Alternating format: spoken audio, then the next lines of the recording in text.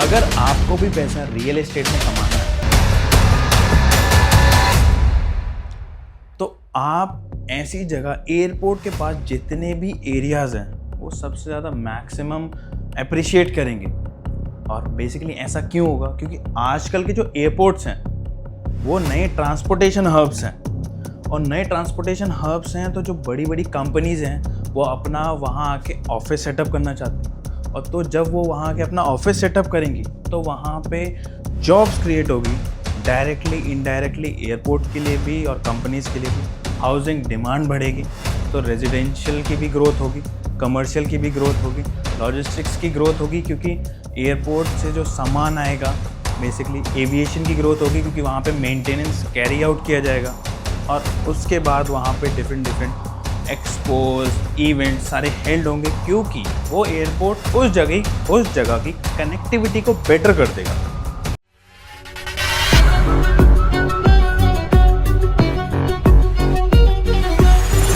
मैं अमन, आपका Dubai south expert, आज की इस वीडियो में आपको ये एक्सप्लेन करूंगा कि एक एयरपोर्ट के आने से वो उस कंट्री की इकोनॉमी को कैसे डिराइव करता है।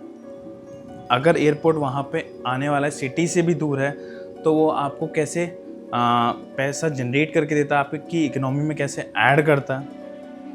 और रियल एग्जांपल्स में जाने से पहले एक टर्म है एरोट्रोपोलिस, जिसका मतलब है एक ऐसी सिटी जो कि एक एयरपोर्ट के अराउंड क्रिएट की जाती है, जिसमें mix of residential, commercial, logistics, offices, hotels, shopping malls, ये सारी चीज़ें होती हैं बिकॉज ऑफ वन एयरपोर्ट, क्योंकि वही क्रिएट करता है उस एरोट्रोपोलिस को। और आप रिलेट कर सकते हैं एरो सिटी से, जो कि दिल्ली के एयरपोर्ट के पास है। तो आप वहाँ देख सकते हैं वहाँ कितनी डिमांड है होटल्स की, ऑफिसेज की और शॉपिंग मॉल्स की। तो आप जान सकते हैं कि एरो सिटी का क्या नाम है इस टाइम पे। और बेसिकली एयरपोर्ट के आने से पहले लोगों को लगता है सिर्फ एयरपोर्ट क्या है, फ्लाइट्स आएंगी जाएंगी, एक ट्रांसपोर्टेशन हब है। लेकिन जो स्मार्ट इन्वेस्टर्स होते हैं उन्हें पता है कि एक एयरपोर्ट के आने से कितना इन्फ्लक्स हो सकता है। फुटफॉल लोगों का बढ़ेगा तो वो कंट्री की जीडीपी में ही ऐड करेगा, इकोनॉमी में ऐड करेगा, क्योंकि उस एयरपोर्ट के खुलने से, जैसे मैंने बताया, वहाँ पे रेजिडेंशियल ग्रोथ होगी, मेट्रोज आएंगी, हाईवेज बनेंगे, ऑफिसेज आएंगे, कंपनीज क्योंकि सेटअप करने आ रही है, शॉपिंग मॉल्स, रिटेल्स, ये सारी चीज़ें वहाँ पे उस फुटफॉल में उस कंट्री की इकोनॉमी को ड्राइव करेगा, डायरेक्टली भी और इनडायरेक्टली भी। तो चलिए शुरू करते हैं अपने पहले एग्जाम्पल जेवर इंटरनेशनल एयरपोर्ट से, जो कि होने वाला है हमारे नोएडा में। अगर बात करें इस एयरपोर्ट के अनाउंसमेंट से पहले, यमुना एक्सप्रेसवे का जो लैंड एरिया है, जितना वो हाईवे जा रहा है, उसके आसपास जितनी भी रेजिडेंशियल प्लॉट है, कमर्शियल प्लॉट है, वहाँ पे धीरे धीरे ग्रोथ हो रही थी। इसके अनाउंसमेंट से पहले रेजिडेंशियल में जो भी ग्रोथ थी वो धीरे धीरे हो रही थी। लेकिन आफ्टर द अनाउंसमेंट ऑफ जेवर इंटरनेशनल एयरपोर्ट 5 से 7 सालों में जो प्रॉपर्टी के प्राइसेस वहाँ अप्रिशिएट किए हैं वो ऑलमोस्ट हो गए हैं 150 to 300%। मतलब कि 150 से 300% तक प्रॉपर्टी प्राइसेस बढ़ गए सिर्फ 5 से 7 सालों में। और इसके अलावा बड़ी बड़ी कंपनीज जैसे कि फिल्म सिटी हो गया, मैन्युफैक्चरिंग हब्स हो गए, तो उन्हें उन कंपनीज को भी पता है कि एयरपोर्ट के ओपन होने से पहले, फर्स्ट फ्लाइट के टेक ऑफ होने से पहले, ऑपरेशनल होने से पहले अगर वो वहाँ जाके अपना ऑफिस सेटअप कर लेंगे तो जो आगे की डिमांड होने वाली है, फ्यूचर में जो डिमांड होने वाली है, वो उसे कैप्चर कर पाएंगे। क्योंकि उसे पहली बात तो जब वो सेटअप करेंगे तो इनिशियल कॉस्ट उनका कम होने वाला है, क्योंकि लैंड उन्हें कम में मिल जाएगी, कि ऑपरेशन अभी एयरपोर्ट सिर्फ अनाउंस ही हुआ है।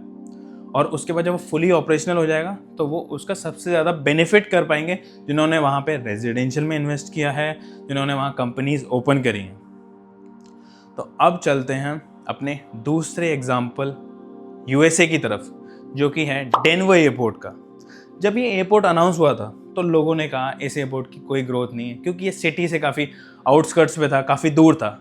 लेकिन आज के टाइम पे उस एयरपोर्ट ने एक करके दिखाया, क्योंकि वहाँ पे उसने क्रिएट किया है one of America strongest residential and commercial hubs, जो कि आज की तारीख में जनरेट कर रहा है ऑलमोस्ट $36 बिलियन यूएस डॉलर्स। तो आप समझ सकते हैं, जब लोगों ने पहले बोला था कि सिटी से काफ़ी दूर है, इसका कोई भी स्कोप नहीं है, लेकिन एक एयरपोर्ट ने वहाँ करके दिखाया, उस इकोनॉमी को भी ड्राइव किया, इकोनॉमी में भी ऐड किया। तो लोगों को पता चला कि हाँ, एक एयरपोर्ट के आने से वहाँ पे कंपनीज आके अपना ऑफिस सेटअप करती हैं, तो लोगों को वहाँ पे घर भी चाहिए होता है, तो रेजिडेंशियल ड्राइव कैसे आती है। तो आप ये जान सकते हैं कि इनडायरेक्टली एयरपोर्ट कैसे जॉब्स क्रिएट कर रहा है। एक तो एयरपोर्ट के अंदर ही, फिर वहाँ के कंपनीज अपना ऑफिस सेटअप कर रही हैं, फिर उन लोगों के लिए भी जॉब्स, फिर उसके बाद उन लोगों को चाहिए घर, तो रेजिडेंशियल डिमांड भी होगी। फिर उन लोगों को चाहिए shopping malls, retails, daily use के लिए ग्रॉसरीज, ईटरीज। तो डिमांड इनडायरेक्टली ऐसे ही ड्राइव हो रही है। एक सिर्फ एक एयरपोर्ट के आने से कितना इंपॉर्टेंट हो जाता है, ये एक प्राइम एग्जांपल है डेनवर एयरपोर्ट का। अब चलते हैं अपने current airport, Dubai international airport, जो कि अभी फुली फंक्शनल है और one of the busiest airport in the world है, जो कि Q1 2026 में भी आई थिंक 2 दिन पहले पब्लिश हुआ कि इसने हीथ्रो को भी सरपास कर दिया अपनी पैसेंजर कैपेसिटी में, सीट कैपेसिटी में। और लास्ट ईयर इसमें एनुअल जो फुटफॉल रहा है विजिटर्स का, वो ऑलमोस्ट आया 95 मिलियन। 2024 से भी काफ़ी सर्ज आया, आई थिंक 5% का सर्ज आया। तो आप देख सकते हैं ये फुटफॉल ऐड हुआ 95 मिलियन का। दुबई एयरपोर्ट आज की तारीख में ऑलमोस्ट जनरेट कर रहा है 37 बिलियन यूएस डॉलर्स, जो कि होता है दुबई की इकोनॉमी का 27%। तो आप ये देखिए, ये एयरपोर्ट अभी ऑलमोस्ट 3 टाइम्स छोटा है ना। कहने का मतलब ये है कि इससे भी एक बड़ा, दुनिया का सबसे बड़ा एयरपोर्ट आने वाला है, जो कि इसकी 3 टाइम्स कैपेसिटी रखेगा फुटफॉल को, पैसेंजर्स को कैरी करने की, जहाँ पे ऑलमोस्ट फर्स्ट फेज में वो कैरी करेगा 260 मिलियन पैसेंजर्स को। और इस दुबई एयरपोर्ट ने क्रिएट करी हैं पूरे एमिरेट में जॉब्स, ऑलमोस्ट 6,31,000 जॉब्स क्रिएट करी हैं इस टाइम पे। तो आप समझ सकते हैं, उन लोग यहाँ पे आए, वो बसे, उनको घर चाहिए होगा, हाउसिंग डिमांड बढ़ी, खाना, कमर्शियल। तो एक एयरपोर्ट कितनी सारी चीज़ों को ड्राइव कर रहा है, वो कैसे एक इकोनॉमी में अपना पार्ट प्ले कर रहा है। और जैसे कि मैंने बताया, ऑलमोस्ट 27% ऑफ दुबई जीडीपी ये एयरपोर्ट अकेला उसे ऐड कर रहा है उसकी इकोनॉमी में। तो अब चलते हैं, क्योंकि ये एयरपोर्ट्स तो हो गए प्राइम एग्जांपल्स कि लोगों ने यहाँ इन्वेस्ट किया, और आपके सामने आज के रियल एग्जांपल्स हैं, कितने लैंड प्राइसेस बढ़े, कैसे वहाँ पे कमर्शियल और रेजिडेंशियल डेवलपमेंट हुआ ओवर द ईयर्स। तो अब आपके पास एक प्राइम एयरपोर्ट, जो कि वर्ल्ड लार्जेस्ट एयरपोर्ट होने वाला है, जिसका एक्सपेंशन का गवर्नमेंट ने अनाउंस कर दिया था 2024 में कि वो अल मखतूम का एक्सपेंशन कर रहे हैं। तो उसके बाद से ही प्रॉपर्टी के प्राइसेस जो थे वो ऑलमोस्ट 15 to 25% सर्च कर चुके हैं। और इस एयरपोर्ट का लैंड पार्सल जो पूरे जो सारे डिस्ट्रिक्ट्स मिला के रहेगा, वो 145 स्क्वायर किलोमीटर का रहने वाला है। उसमें 8 डिफरेंट तरह के डिस्ट्रिक्ट्स होंगे। उसको मैं अपनी अगली वीडियो में कवर करूँगा अच्छे से, लेकिन आज मैं आपको सिर्फ ये बता रहा हूँ कि एक एयरपोर्ट के आने से वो उस कंट्री की इकोनॉमी में कैसे ऐड कर रहा है, कैसे उस कंट्री की इकोनॉमी को डिराइव कर रहा है।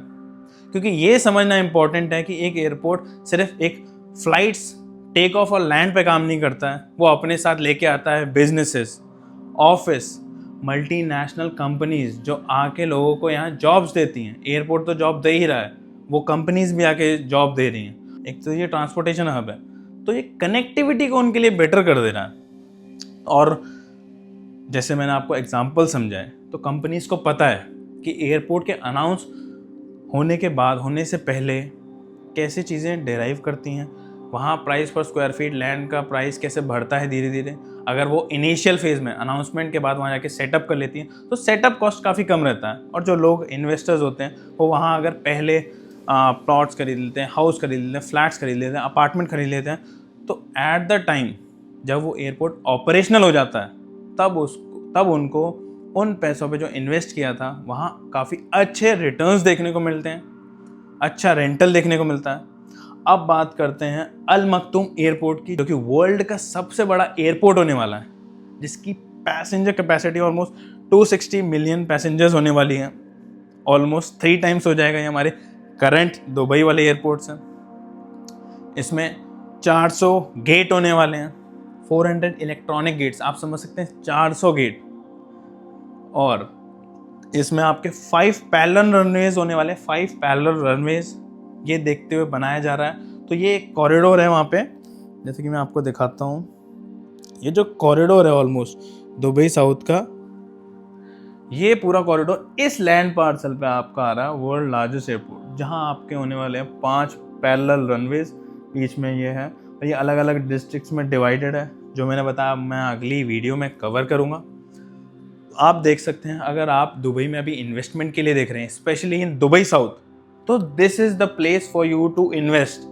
और मैंने आपको एक्सप्लेन किया सिंपल मैनर में कि एक एयरपोर्ट कैसे आपके पैसे को ग्रो करेगा, क्योंकि वो कंट्री की इकोनॉमी में भी ऐड कर रहा है। गवर्नमेंट भी अपना पैसा यहाँ लगा रही है, जो दुबई गवर्नमेंट है अंडर 2040 विजन अपनी पॉपुलेशन को डबल करना चाह रही है। तो वो पॉपुलेशन डबल होगी तो उनको रहने के लिए यहाँ पे ही घर चाहिए होगा, क्योंकि आजकल कन्वीनियंस मैटर कर रही है। आप एग्जांपल ले लीजिए बिजनेस बे का, लोगों का ऑफिस भी यही है, रेजिडेंशियल भी यही है, तो उनके लिए ईजी हो जाता है कम्यूट करना। सेम वे यहाँ पे अगर उनका घर होगा और उनका ऑफिस यहाँ पे होगा तो उनके लिए ईजी हो जाएगा डेली कम्यूट करना। तो आपको पता है लैंड प्राइसेस उस टाइम पे कितने चले जाएंगे। PSF क्योंकि अभी जनरली इस एयरपोर्ट का ऑलमोस्ट 1500 दिरहम्स PSF है, इमार साउथ का 1600 दिरहम PSF है, DSRC का वो 1500, एक्सपो सिटी का 2100। तो लोगों को लग रहा है ये ज़्यादा है, नहीं। जब ये एयरपोर्ट 2032 में पहला फेज ऑपरेशनल हो जाएगा, तब ये जो PSF है आई थिंक हमें और ज़्यादा देखने को मिले, ऑलमोस्ट 3000 टच कर जाएं। सिर्फ एयरपोर्ट वाला, एक्सपो वाला तो और ज़्यादा टच करेगा, क्योंकि यहाँ काफ़ी इवेंट्स हेल्ड होते हैं, वहाँ पे ऑलरेडी इंफ्रास्ट्रक्चर रेडी है। क्योंकि एक्सपो में वो इंफ्रास्ट्रक्चर रेडी हो गया था, गवर्नमेंट ने अपना 25 मिलियन दिरहम्स का ऑलरेडी यहाँ लगाया था। तो आप समझ सकते हैं एक एयरपोर्ट कंट्री की इकोनॉमी को कैसे ड्राइव करेगा। कंट्री की इकोनॉमी को ड्राइव करेगा तो आपके पैसे कैसे ग्रो होगा, भले वो कैपिटल में हो या फिर रेजिडेंशियल में। तो आप मुझे ज़रूर बताइएगा। बाकी आपको अगर वीडियो अच्छी लगी तो लाइक और सब्सक्राइब ज़रूर करना। और अगर आपको, और नीचे डिस्क्रिप्शन में आपको मेरा व्हाट्सएप का लिंक मिल जाएगा, तो आप वहाँ क्लिक करके मुझसे कनेक्ट कर सकते हैं और हम 1-to-1 कन्वर्सेशन करेंगे कि आपको दुबई साउथ में अपना पैसा क्यों लगाना चाहिए और किस जगह लगाना चाहिए आपके कैश फ्लो के अकॉर्डिंग, और आपकी क्या रिक्वायरमेंट है। और अगर आपको वीडियो अच्छी लगी हो तो लाइक और सब्सक्राइब ज़रूर करना, और मिलते हैं अगले वीडियो में।